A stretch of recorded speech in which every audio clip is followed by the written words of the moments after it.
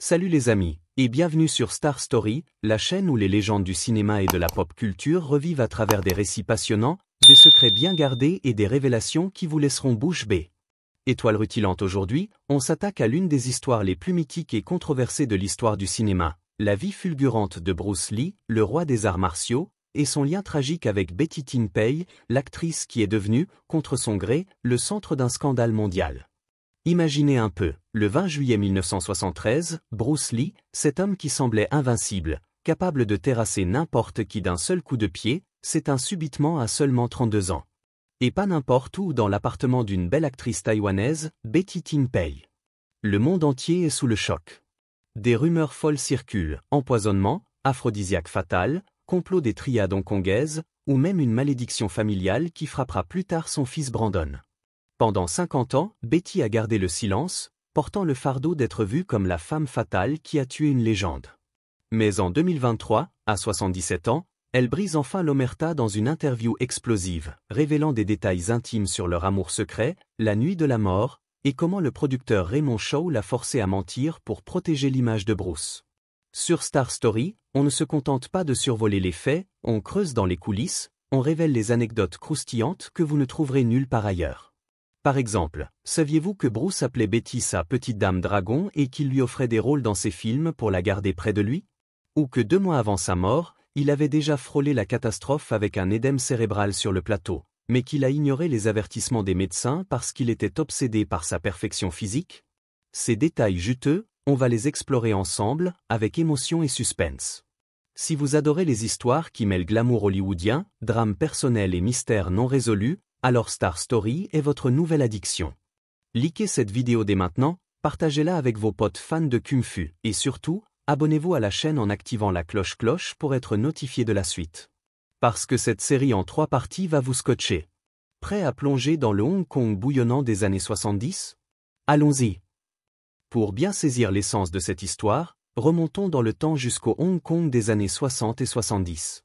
C'est une ville en pleine effervescence, un mélange explosif de traditions chinoises ancestrales et d'influences occidentales modernes.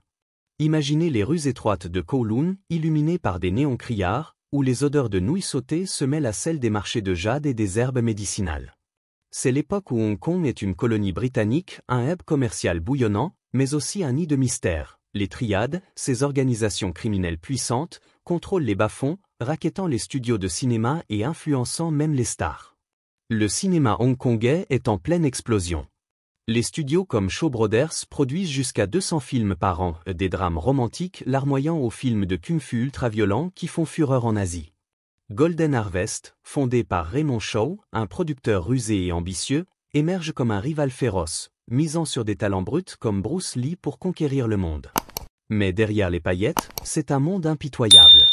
Les acteurs signent des contrats draconiens, travaillant 18 heures par jour, et les rumeurs circulent plus vite que les bobines de films.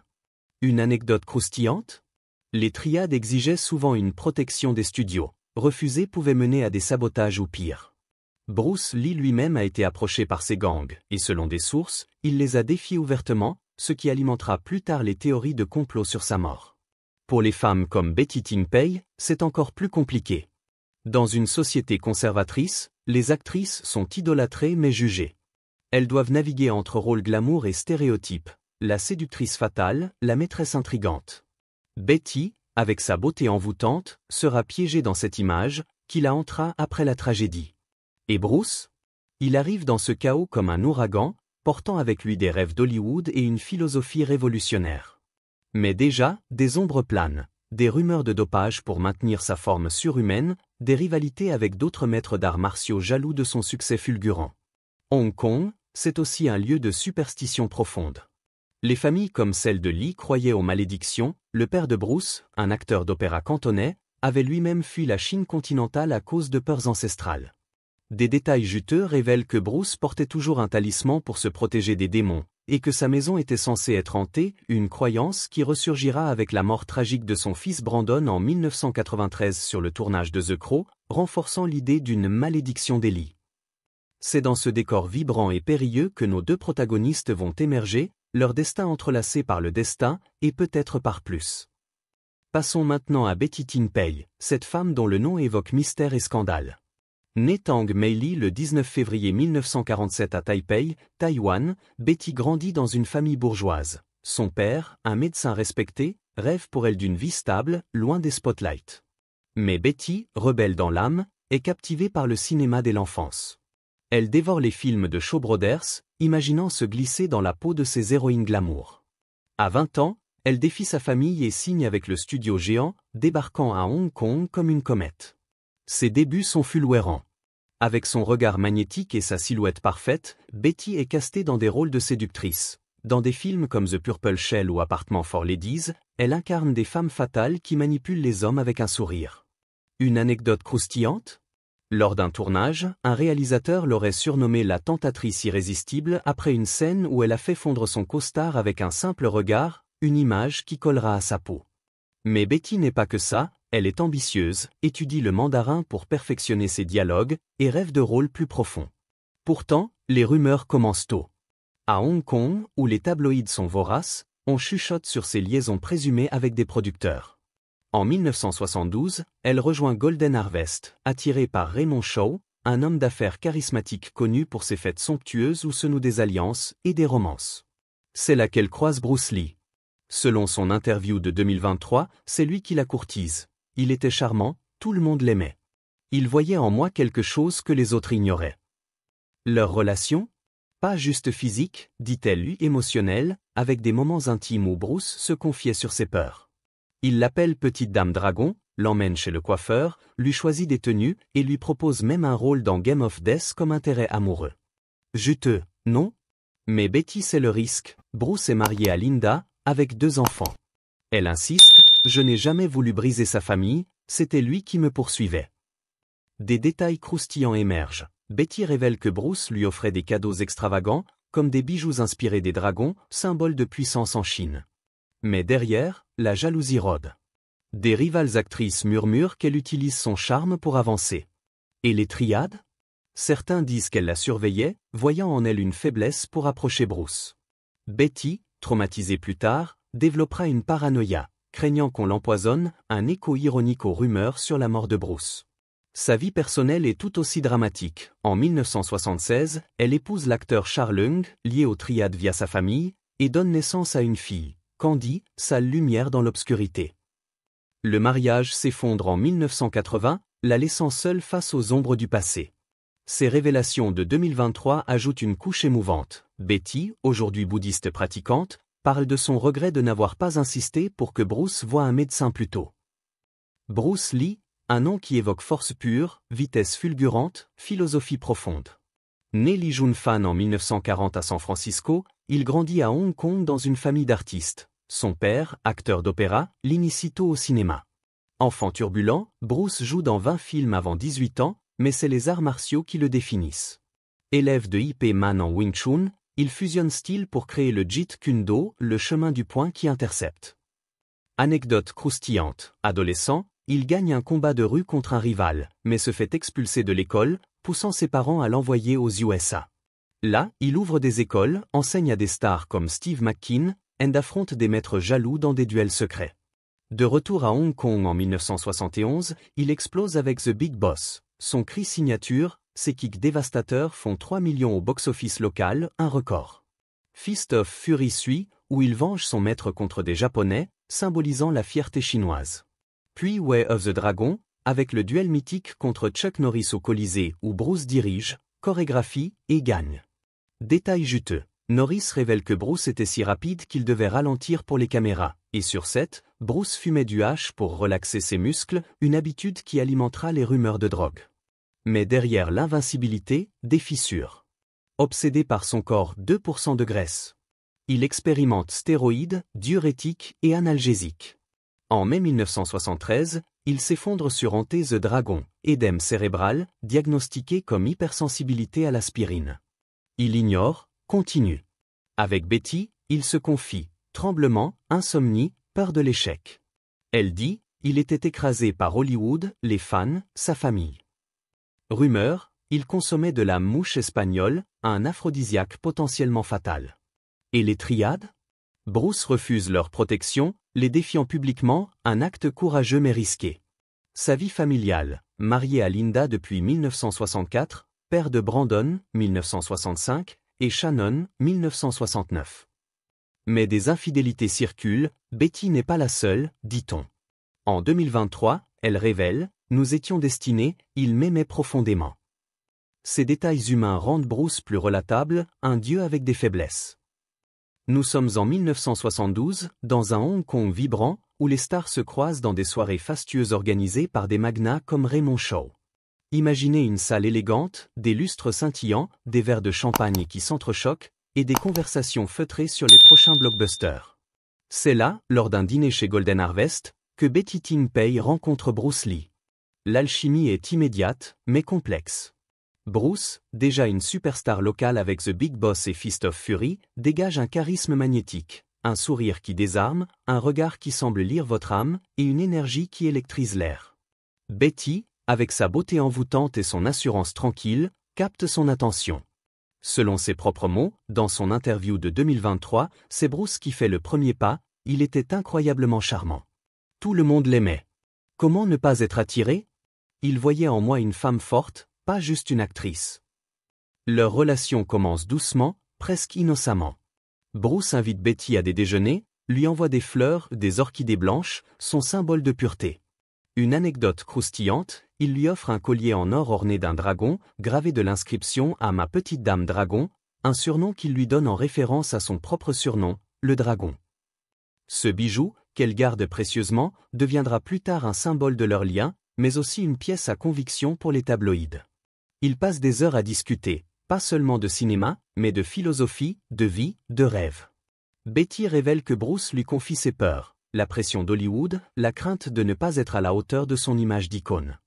Avec moi, il pouvait être Bruce, pas la légende, dit-elle, la voix tremblante dans son interview. Mais cette relation n'est pas sans danger. Bruce est marié à Linda Lee, une femme discrète mais forte, qui élève leurs 2 enfants, Brandon et Shannon, à Hong Kong. Les rumeurs d'infidélité circulent déjà, on parle d'autres actrices, de groupies américaines lors de ses voyages à Los Angeles. Betty, cependant, insiste, je n'ai jamais voulu briser son mariage. C'était lui qui me poursuivait, qui disait que nous étions destinés. Détail juteux, des témoins affirment avoir vu Bruce quitter sa maison de Cumberland Road tard le soir pour rejoindre Betty dans son appartement de Kowloon. Une fois, un paparazzi aurait capturé une photo floue de Bruce entrant chez elle à minuit. Mais Raymond Shaw, toujours protecteur de son poulain, aurait payé pour étouffer l'affaire. Leur lien devient plus visible dans l'industrie. Bruce propose à Betty un rôle dans Game of Death, son projet personnel où il veut révolutionner les arts martiaux. Elle devait jouer une femme mystérieuse, une sorte de muse, un écho de leur relation. Une anecdote savoureuse. Sur le plateau, Bruce insistait pour ajuster lui-même les costumes de Betty, choisissant des robes qui mettaient en valeur son élégance naturelle. Il voulait que je brille, dit-elle. Mais cette proximité alimente les jalousies. Des actrices concurrentes murmurent que Betty utilise son charme pour obtenir des rôles. Même Linda, selon des proches, commence à poser des questions, bien qu'elle reste stoïque en public. Et puis, il y a les ombres des triades. À Hong Kong, ces gangs puissants surveillent tout, y compris les stars.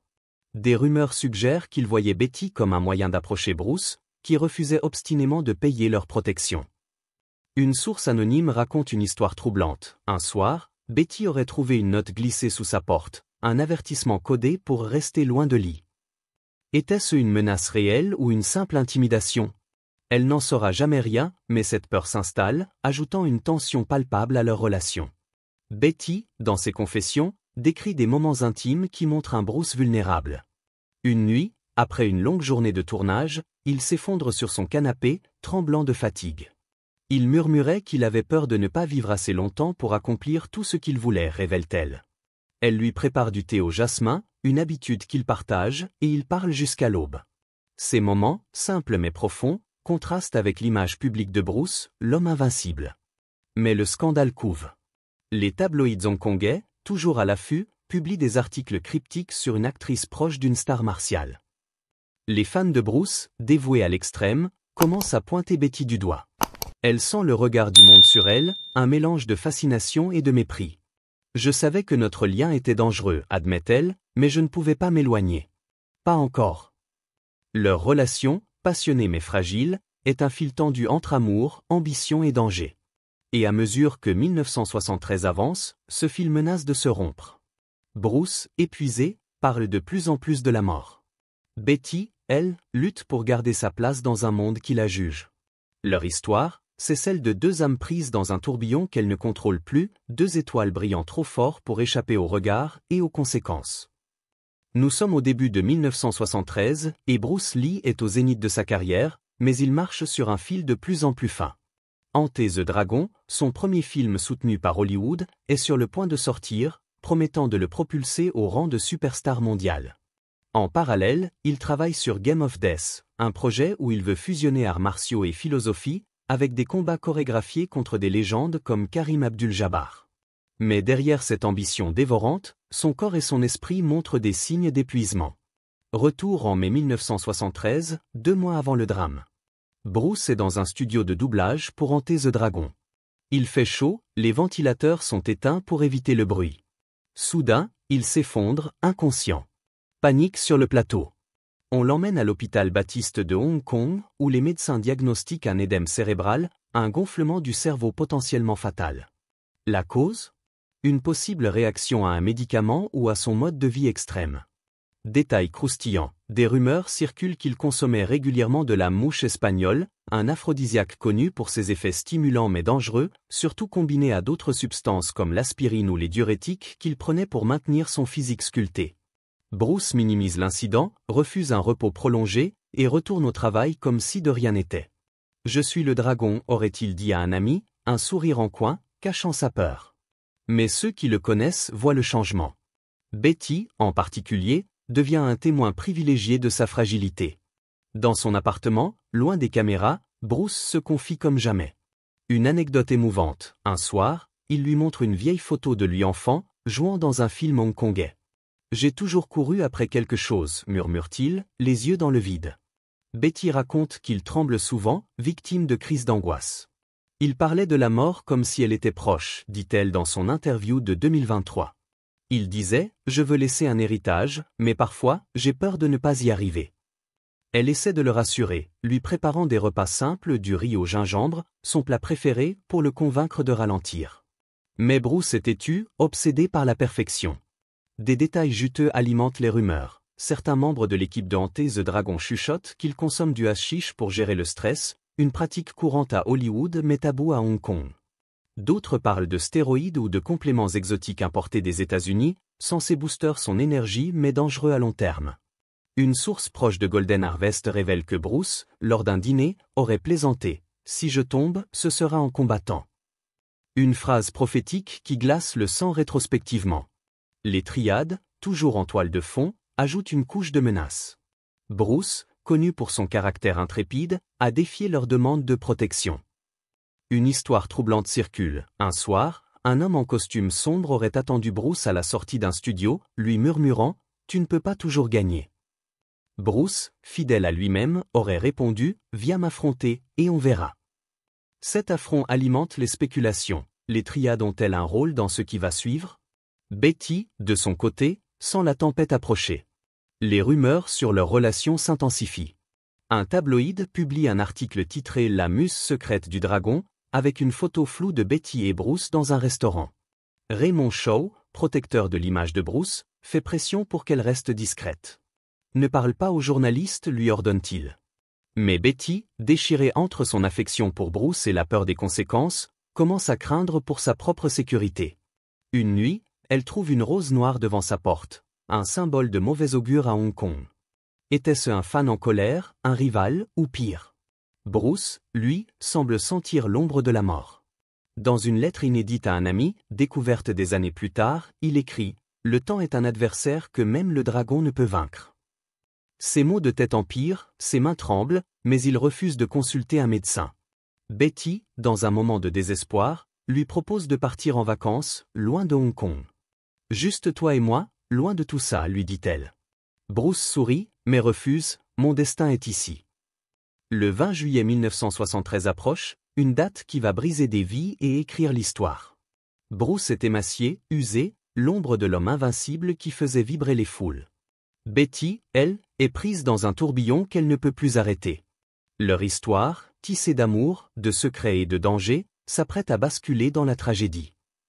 Alors, avant de vous laisser, je veux entendre vos pensées. Que pensez-vous de la relation entre Bruce et Betty? Était-ce un amour interdit, une amitié profonde, ou quelque chose d'encore plus compliqué? Croyez-vous que les triades avaient un rôle dans l'ombre, ou que Bruce était simplement victime de son propre corps? Laissez vos théories dans les commentaires, je lis tout. Et si cette histoire vous a captivé, si vous avez senti votre cœur battre en imaginant les rues de Hong Kong ou les confidences de Bruce à Betty, alors montrez votre amour pour Star Story. Likez cette vidéo, ça nous aide énormément à faire connaître la chaîne. Partagez-la avec vos amis, vos collègues, tous ceux qui aiment les histoires vraies pleines de passion et de mystère. Et surtout, abonnez-vous à Star Story en activant la cloche pour ne rien rater.